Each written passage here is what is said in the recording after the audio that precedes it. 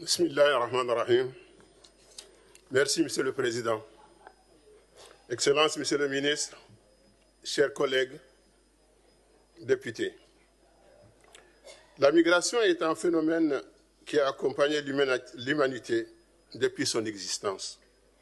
Des populations sont toujours déplacées d'un territoire à un autre, d'un continent à un autre. La motivation principale, c'est la recherche de conditions de vie meilleures. De nos jours, et plus près de nous, depuis la fin de la Deuxième Guerre, l'essor économique qu'a connu l'Occident après la crise de 1929, la prospérité qui a marqué les économies de l'Occident a exercé un puissant attrait sur les populations du Sud.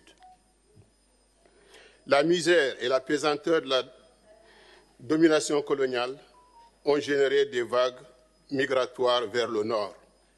Ensuite, le renforcement du contrôle des frontières européennes à partir de la Méditerranée ont conduit les migrants à emprunter des itinéraires plus longs et plus dangereux, ce qui a fait de la Mauritanie un passage incontournable vers l'Europe.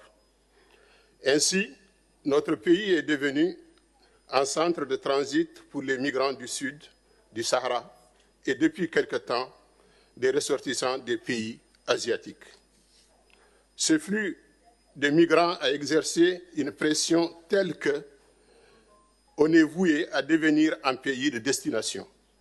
Ce phénomène pèse lourdement sur nos ressources limitées, nos infrastructures nationales.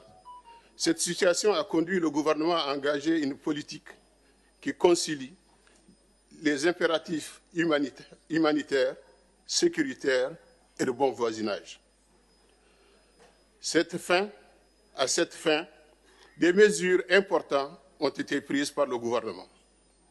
Instauration d'un système de contrôle le long de nos frontières terrestres et maritimes, adoption des lois pour lutter contre le trafic illicite des migrants et pour la protection des personnes vulnérables, facilité accordée aux migrants pour régulariser leur situation et enfin, reconduction vers leurs pays respectifs des migrants qui persistent à rester en situation irrégulière.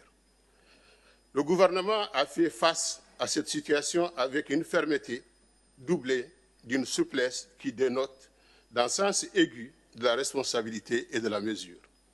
Pour toutes ces raisons, il est du devoir de chacun de nous, quelle que soit son appartenance politique, d'en saisir la portée et de les soutenir avec détermination. Merci.